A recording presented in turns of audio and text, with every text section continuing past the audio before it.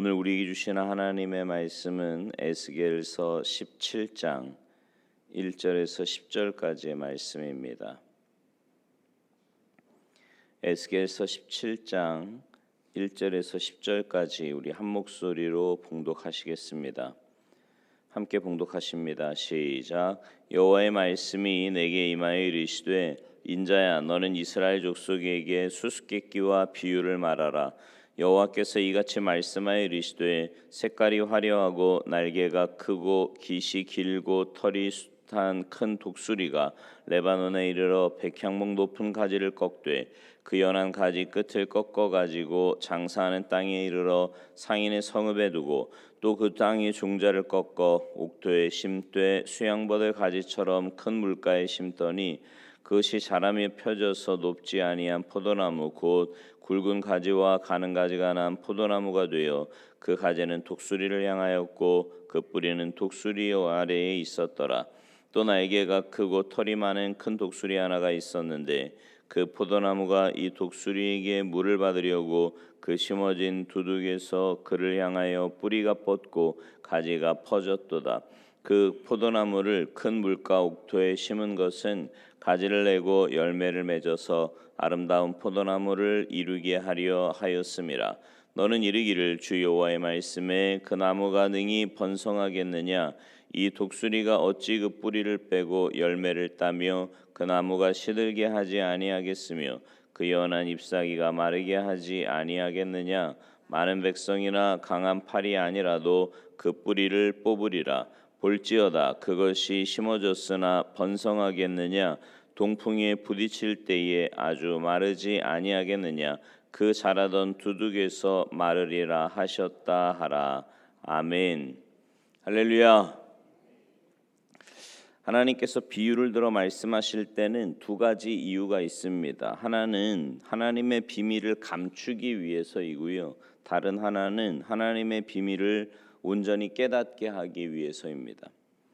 하나님이 에스겔 선지자를 통해서 이스라엘 백성들에게 세 번이나 비유로 설명하시고 말씀하셨는데요. 첫 번째 비유는 15장에서 무익한 포도나무 비유였고요. 두 번째는 16장에서 음란한 여자의 비유였습니다. 그리고 오늘 본문 17장에서는 두 마리 독수리의 비유와 포도나무 비유를 말씀하고 있습니다. 하나님은 이런 비유에 대해서 백성들에게 가르쳐 주셨지만 백성들은 깨닫지를 못했습니다.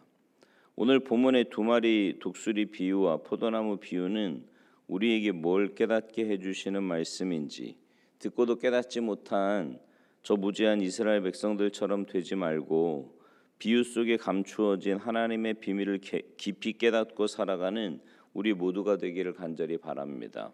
두 마리 독수리의 비유가 나오는데요. 첫 번째 독수리가 3절에서 6절까지 나오고 있고요. 두 번째 독수리는 7절에서 9절까지 나오고 있습니다. 첫 번째 독수리의 모습은 보니까 색깔이 화려하고 날개가 크고 깃이 길고 털이 숱한 모습이었습니다. 이제 내일 말씀이 이제 오늘 비유에 대한 해석의 말씀인데 12절에 보면 이 독수리를 바벨론으로 해석하고 있는 것이 나와요. 그러니까 바벨론이라는 나라는 여러 민족으로 구성된 나라였거든요. 또 바벨론의 군사력은 강했고요. 넓은 통치 세력을 과시하고 있었습니다. 4절에서 6절에 보면 그 독수리의 행동이 언급되고 있는데요. 4절에 보세요. 그 연한 가지 끝을 꺾어 가지고 장사하는 땅에 이르러 상인의 성읍에 두고 이렇게 말씀합니다. 바벨론이요 두 번에 걸쳐서 남유다를 침략하여서 여호야긴 왕과 10,000명의 유력한 백성들을 바벨론으로 포로로 사로잡아 갔는데 그 사실을 지금 비유로 설명하고 있는 겁니다. 이때 에스겔도 바벨론의 포로로 잡혀갑니다. 5절의 말씀에도 보면 또 그 땅의 종자를 꺾어 옥토에 심되 수양버들 가지처럼 큰 물가에 심더니라고 했습니다. 이 말씀의 의미는 여호야긴 왕 대신에 숙부인 시드기야를 왕위에 세워서 남유다를 통치하도록 해서 번성케 했다는 겁니다. 6절에 보면 남유다를 비유한 그 포도나무는 자라서 그럴듯한 포도나무가 됐어요. 근데 주목해야 할 것은 그 포도나무 가지가 독수리를 향했고 그 뿌리는 독수리 아래에 있었다는 겁니다. 그러니까 무슨 말이냐면 남유다의 안정과 번영은 스스로 독립해서 왕성한 포도나무가 된 것이 아니라 독수리, 즉 바벨론의 지배와 보호 아래에서 번영했다는 겁니다. 그러니까 바벨론에 왜 우리가 지금 바벨론 포로 얘기 나올 때마다 듣게 되는 게 바벨론에게 복종하며 살아가라는 것이 하나님의 뜻이었잖아요. 근데 시드기야 왕은 이제 나라가 이렇게 안정이 되고 번영이 되니까 바벨론에게 반역을 하고 다른 나라와 동맹을 맺습니다. 그 나라를 이제 다른 큰 독수리로 비유하고 있는 거예요. 오늘 본문에서 7절 이하에 다른 큰 독수리의 비유가 나오는데 이처럼 당시에 두 마리의 큰 독수리가 있었다라는 것은 강력한 두 나라의 세력이 있었다는 것을 의미하는 겁니다. 바벨론과 당시의 세력을 견주는 나라가 어떤 나라였어요? 애굽이었죠. 애굽. 당시에 애굽 왕은 호브라라는 자였는데 시드기야 왕은 처음에 독수리에게서 등을 돌리고 두 번째 독수리에게 향합니다. 7절에 보면 이 독수리 또한 크고 털이 많은 독수리였습니다. 또 날개가 크고 털이 많은 큰 독수리 하나가 있었는데 그 포도나무가 이 독수리에게 물을 받으려고 그 심어진 두둑에서 그를 향하여 뿌리가 뻗고 가지가 퍼졌도다.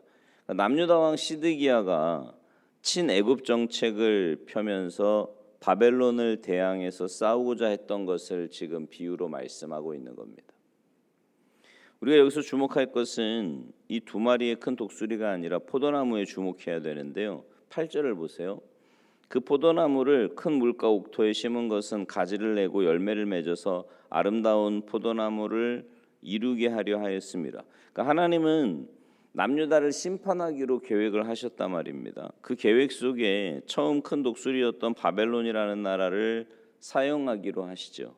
그 바벨론을 통해서 포도나무를 포도나무답게 풍성하고 아름답게 이루시고자 하신 것이 하나님의 계획이었습니다. 근데 남유다는 좀 사정이 나아지니까 그 큰 독수리를 떠나서 다른 큰 독수리 애굽과 동맹을 맺어 바벨론을 대적하고자 했습니다. 그러니까 뭘 의미하는 거냐면 하나님의 뜻이 분명히 있었잖아요. 하나님의 뜻은 뭐예요? 바벨론에 굴복하는 거예요. 그래서 70년 포로 생활을 하는 겁니다. 그러고 나면 하나님이 회복시키시고 다시 이스라엘을 하나님의 나라로 세워주겠다. 이게 하나님의 뜻이었는데 그 하나님의 뜻과 방법을 자기들의 인간적인 방법으로 자신들의 힘으로 이겨보겠다라는 것과 같은 거죠. 9절 하나님의 말씀에 귀를 기울이시기 바랍니다. 그 나무가 능히 번성하겠느냐?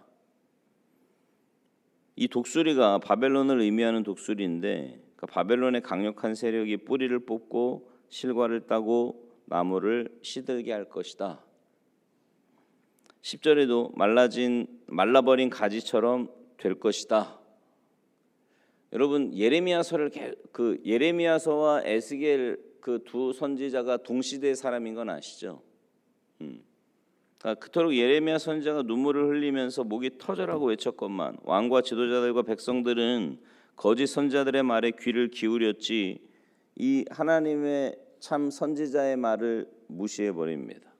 그러니까 하나님의 뜻이 이거다라고 계속 가르쳐주고 말씀하고 선지자를 통해서 예언하고 비유하고 계속 말씀을 하는데도요 안 들어요.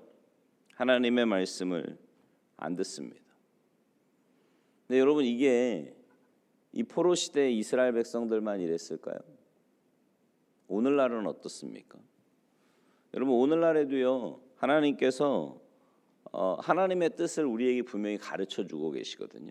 하나님의 말씀으로 하나님의 뜻이 이거다라고 계속 가르쳐주고 계세요. 몇 군데만 볼까요? 데살로니가전서 4장 3절에 보면 하나님의 뜻은 이것이니 너희의 거룩함이다. 이렇게 말씀하세요. 하나님의 뜻은 우리의 거룩함이래요. 거룩함. 근데 거룩해지려고 살아가기 여러분 우리가 거룩할 수 있는 방법은 뭐예요? 디모데전서 4장 5절에 보면 하나님의 말씀과 기도로 거룩함이라 이렇게 말씀하거든요. 근데 말씀과 기도로 거룩함이라 그러는데 하나님의 말씀에 별로 귀 기울이지 않습니다. 어떠세요? 물론 이제 뭐 이렇게 새벽마다 나오는 분들이야 매일 하루를 시작하면서 말씀을 듣고 또 기도하면서 하루를 시작하지만, 근데 사실 이 새벽기도 나오는 것도요, 잘못하면 습관처럼 될 수 있거든요. 그냥 말씀을 그냥 그런가 보다. 또 기도도 어떠세요? 여러분 이렇게 새벽기도 나와서 하나님과 얼마나 깊은 교제하며 기도하십니까? 그러니까 하나님의 뜻이 거룩이라고, 우리의 거룩함이라고 말씀을 하는데, 거룩해지려고 살아가기는커녕 별로 관심도 없이 살아간다면 우리 또한 바벨론 시대의 이스라엘 백성들과 다를 바 없지 않겠습니까? 디모데후서 3장 5절에 보면 경건의 모양은 있으나 경건의 능력은 부인하니 이 같은 자들에게서 네가 돌아서라고 말씀하는데, 이 거룩함이라고 하는 게 모양만 가지고 거룩함이 이루어지는 게 아니잖아요. 또 하나, 하나님의 뜻은 범사에 감사하는 겁니다. 우리가 잘 아는 데살로니가전서 5장 18절에 보면 범사에 감사하라, 이는 그리스도 예수 안에서 너희를 향하신 하나님의 뜻이니라. 범사에 감사하는 게 우리를 향하신 하나님의 뜻이래요.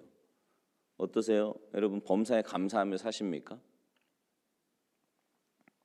어떤 환경 가운데서도 하나님께 감사하는 그런 신앙인의 삶을 살아가고 있느냐라는 겁니다. 하나님이 가르쳐 주신 이 하나님의 뜻, 하나님의 말씀, 여러분 신앙생활은요 다른 거 아니에요. 하나님께서 주신 말씀 붙잡고요, 그 말씀대로 살려고 몸부림치는 겁니다. 근데 힘이 없잖아요. 그래서 말씀 읽고 그 말씀을 내 거로 만들기 위해서 기도하고 하나님께 더 가까이 가고, 이게 우리가 해야 할 신앙인의 삶이라는 거죠.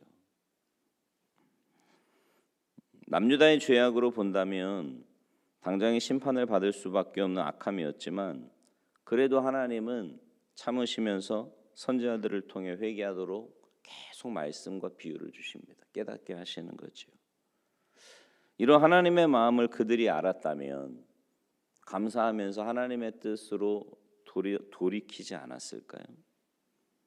우리 또한 날마다 죄를 범하고도 회개하지 않고 살아가고 있는데, 그래도 하나님께서 참으시고 우리들이 회개하도록 기다리고 계신다는 사실을 여러분 아십니까? 얼마나 감사해요. 어려운 고난 주신 것, 하나님의 기쁘신 뜻이 숨겨져 있다는 비밀을 깨달으시고, 어떤 상황에서도 내 생각대로 내 방법대로 살지 마시고 성령님의 온전하신 인도와 다스리심을 받으며 감사하며 살아가는 지혜로운 삶이 되시기를 간절히 소망합니다. 그래서 매일매일의 우리의 신앙생활이요, 감사, 무엇보다 말씀, 기도 가운데 하나님의 뜻을 우리의 마음에 새기고 하나님 나라 백성답게 믿음으로 살아가는 여러분 모두가 되시기를 주님의 이름으로 축원합니다. 기도하시겠습니다. 하나님, 우리에게 주신 하나님의 귀한 뜻들이 분명히 있는데, 그 하나님의 말씀을 내 것으로 받지 않고 기도하지 않아 영적인 힘이 없어 그 말씀대로 순종하지 못하고 있음을 보게 됩니다.